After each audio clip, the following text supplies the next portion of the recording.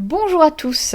Alors, je sais que j'ai posté une petite analyse il y a pas longtemps, mais en la postant justement, je me suis aperçue qu'un nouveau trailer était sorti il y a 3 semaines, 3 ou 4 semaines. Du coup, même s'il reprend pas mal d'images du premier, il en ajoute quand même des nouvelles. Donc c'est parti pour une petite analyse de trailer du deuxième, je pense qu'il va être le dernier, puisque le film sort mi-avril et qu'on est déjà le 29 mars à l'heure où j'enregistre cette vidéo. Alors, on va le prendre chronologiquement parce que, comme je le disais, il n'y a pas beaucoup de nouvelles images.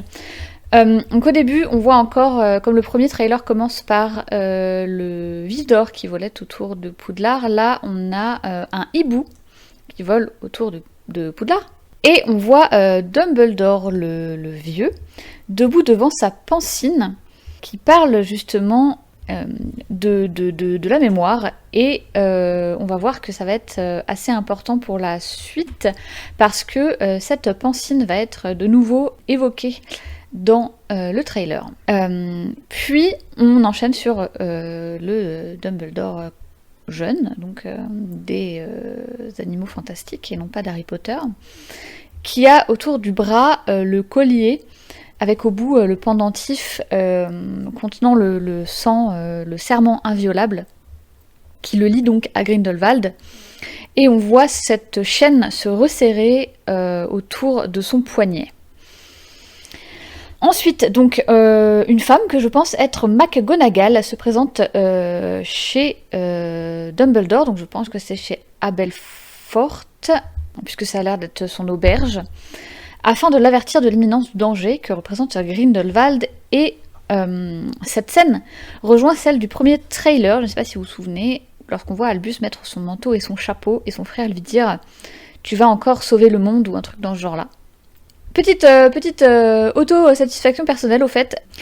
Donc j'avais bien raison au sujet du château dans les bois. C'est bien là que Grindelwald et toute son équipe se sont réunis afin de monter leur plan de domination du monde. Je ne sais pas trop comment l'appeler. Mais on a bien confirmation dans ce trailer qu'il s'agit effectivement du lieu où se trouve Grindelwald et toute sa team. Nous voyons également Eulalie, X, donc la professeure à Ilvermorny, l'école de magie des États-Unis, qui va chercher Jacob afin qu'il le rejoigne, mais celui-ci refuse. Et donc ma question c'est pourquoi est-ce qu'ils ont besoin de lui? Est-ce que Dumbledore pense qu'il pourrait ramener Queenie à la raison grâce à lui? Parce qu'on sait que au départ Queenie elle est partie. Elle a rejoint Grindelwald justement pour pouvoir être avec Jacob. Donc est-ce que peut-être si il lui dit que c'est de la folie, est-ce qu'elle reviendra à la raison? Je suis pas certaine que le plan va fonctionner, mais bon, pourquoi pas. Et puis je suis même pas certaine que ce soit pour ça qu'ils aillent chercher Jacob, enfin qu'ils aient besoin de lui en vrai. On le retrouve ensuite dans le train, probablement transplané immédiatement par et avec Eulalie, vu qu'il a toujours sa poêle sous le bras, la poêle qu'il avait sous le bras au plan précédent dans sa boulangerie. On en apprend également un peu plus sur la baguette que lui donne Norbert Dragono de la part de Dumbledore d'ailleurs. Il s'agit très probablement d'un objet magique enchanté par Dumbledore lui-même, qui permet à Jacob de passer, alors soit de passer inaperçu dans le monde des sorciers, mais qui a l'air également enchanté et qui lui permet de se défendre s'il le faut, parce qu'on le voit un petit peu mieux dans la scène où ils sont tous réunis au même banquet là dont je vous parlais dans la première analyse. On le voit s'en servir, et là on voit une scène un petit peu plus longue où il n'a pas l'air de totalement maîtriser cette fameuse baguette justement. Donc je pense dû à cette scène que ce n'est pas lui qui maîtrise la baguette, mais que c'est une baguette qui est déjà enchantée, qui lui sert pour se défendre, ou pour un but précis d'ailleurs, qui est peut-être ce but-là. Je ne sais pas. Ensuite, on voit un plan avec Grindelwald, et derrière lui, toute son équipe de sbires, là, enfin de suiveurs, je ne sais pas trop comment les appeler, la Grindelwald Team, parmi lesquels étonnamment, on retrouve Youssouf Kama. Alors, est-ce qu'il est infiltré, ou est-ce que le souvenir retiré par Grindelwald, vous savez, on le voit dans les deux trailers, que Grindelwald, il lui retire un fil de pancine. Est-ce que c'est ce souvenir qui a suffi à retourner Youssouf contre ses amis, ou est-ce qu'il est infiltré? Je ne sais pas. Si c'était parce que il a réussi à retourner Youssouf contre ses amis, cela ferait écho à la première image du trailer où on voit Dumbledore regarder sa pancine, dont je vous parlais au tout début. Et qui dit à ce moment, la mémoire est cruciale, sans elle, nous sommes aveugles. Peut-être que ça aurait un lien. Nous voyons également le miroir de l'auberge chez Aberforth, où c'est écrit « Do you know quelque chose ?» qui est probablement « Do you know what it's like ?»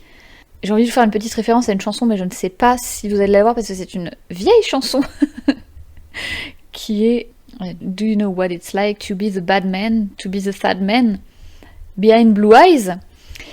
Donc, qui a écrit ça? Comment ça se fait que ça apparaisse sur le miroir de Aberforth? Je sais pas trop. Pourquoi on a écrit ça? Aucune idée. On voit également une seconde fois le vif d'or, le fameux vif d'or qui commençait le premier trailer. Là, on le voit 2 fois dans ce trailer-là. Et là, cette fois, il atterrit dans la main de Dumbledore. À mon avis, c'est trop pour être une coïncidence. Pour moi, il y a quelque chose dans le vif d'or, caché dedans. Mais quoi? Ça, je ne sais pas.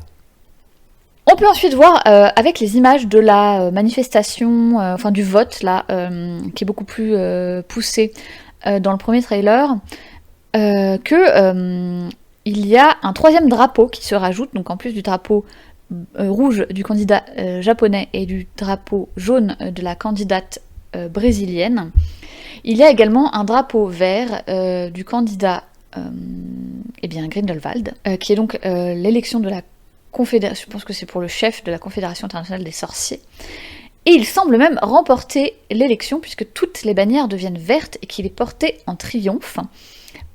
Et je pense du coup, grâce à cette image, qu'il remporte vraiment l'élection et non pas qu'il a fait un putsch ou un coup d'état ou je ne sais quoi de militaire. Je pense vraiment qu'il se fait élire chef de la Confédération internationale des sorciers. Ensuite, il y a une énorme partie concernant un espèce de jeu de miroir lors de la bataille lors du combat entre Dumbledore et Croyance.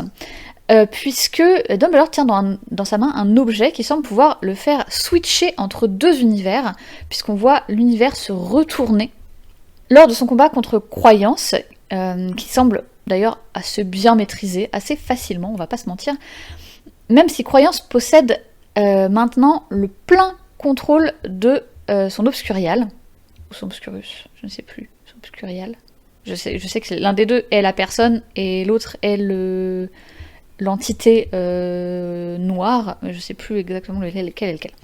Du coup, est-ce qu'on va, comme dans beaucoup d'œuvres de science-fiction, maintenant avoir un multiverse? Bouf, ça me plaît pas trop. Après, on se souvient que même dans Harry Potter, à la toute fin, il rencontre donc Dumbledore sur le quai de la gare dans un espèce de souvenir. Bon, je reviendrai là-dessus. Parce que je pense que cette astuce va être utilisée dans une autre partie du film. Je reviendrai là-dessus.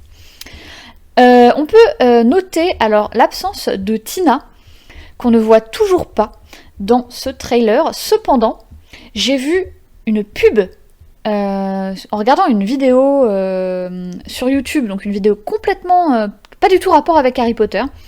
J'ai vu une pub que j'aurais pu passer, mais j'ai préféré la laisser. Et j'ai bien fait parce que je suis persuadée d'avoir vu Tina. Impossible de faire pause ou de faire une capture d'écran ou quoi, et depuis je la recherche, je ne l'ai plus jamais revue. Mais je suis sûre dans cette pub d'avoir vu Tina. Et dans cette pub pour Les Animaux Fantastiques 3, il y avait d'autres images encore qui n'étaient pas dans le trailer. Et ça m'énerve profondément de ne pas la retrouver. Mais je suis... Ou alors je deviens complètement tarée, ce qui est possible, mais je suis pratiquement sûre d'avoir vu Tina dans cette pub.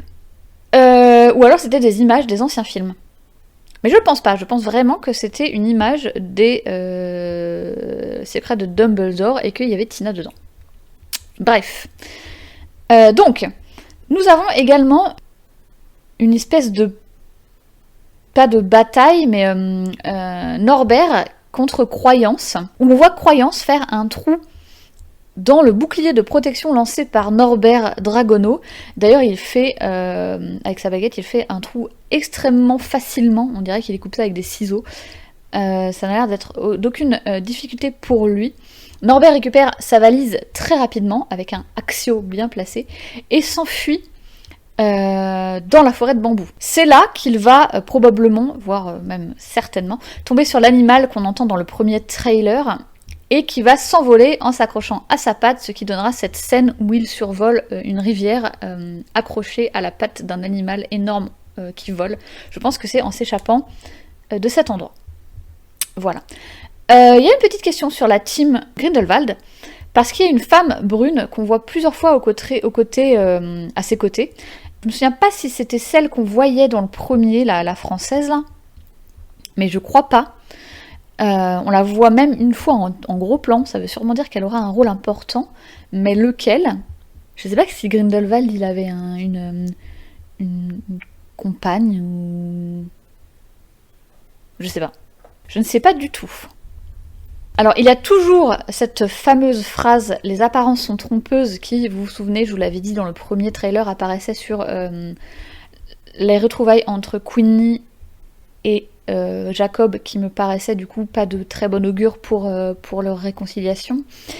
Et cette fois, elle apparaît sur une image de fume sec qui, j'ai l'impression, au contact d'Albus, reprend petit à petit ses couleurs d'origine. Ça nous en dit quand même assez long, en vrai, parce que soit effectivement Croyance n'est pas un Dumbledore, c'est pour ça que Fumsec devient noir à son contact, parce qu'il n'a rien à faire avec lui, soit Fumsec est un envoyé de Dumbledore pour surveiller Croyance et Grindelwald par la même occasion. Parce que Dumbledore semble penser, toujours, qu'il y a de l'espoir pour Croyance et qu'il pourrait potentiellement revenir à la raison et les rejoindre. On a également un duel entre Grindelwald et Dumbledore. Est-ce le fameux duel de 1945? Parce que normalement ils ne sont pas censés se revoir avant 1945. Ça m'étonnerait car le premier film se passe en 1926. Je vous rappelle, c'était l'année de naissance de Voldemort. Ça ferait donc 20 ans d'écart avec le troisième. Ça me paraît quand même très peu probable. C'est des sorciers, mais je suis pas sûre qu'ils aient quand même le pouvoir de non-vieillissement. Et au niveau des acteurs, on n'est pas sur des acteurs qui ont 20 ans de plus que dans le premier. Hein. Donc, quel est ce duel? Et ça nous amène à ce que je vous disais tout à l'heure par rapport aux univers parallèles, entre guillemets, et à cette image de rencontre au café, où on les voit face à face, Grindelwald et Dumbledore. Alors, est-ce que c'est une vraie rencontre? Moi, je ne pense pas. Je pense qu'ils ont trouvé un moyen de se parler en projetant une image d'un café dans lequel ils avaient l'habitude de se rejoindre quand ils étaient adolescents. Comme je vous disais, Dumbledore a trouvé un moyen de se projeter dans l'esprit d'Harry, avec Harry sur le quai de la gare. Je pense que c'est quelque chose de cet ordre-là. Et ça serait donc cette image qui brûle, et non pas le café physique en lui-même. Et quand ils se battent, on peut voir, si on regarde le fond de l'endroit où ils se battent, on peut penser que c'est encore un endroit projeté, et donc que ce n'est pas un duel physique entre eux. Je sais pas si vous suivez, c'est un peu compliqué à expliquer. Voilà, alors n'hésitez pas à me dire ce que vous en avez pensé, si vous l'avez vu passer, cette deuxième bande-annonce, parce que moi je l'avais même pas vu passer. En tout cas, nous aurons toutes nos réponses le 15 avril, et j'ai très très hâte. N'hésitez pas à me laisser un petit like si cette vidéo vous a plu, et à vous abonner, ça me ferait très plaisir. Je vous souhaite une très très bonne journée, et je vous dis à bientôt pour de nouvelles analyses.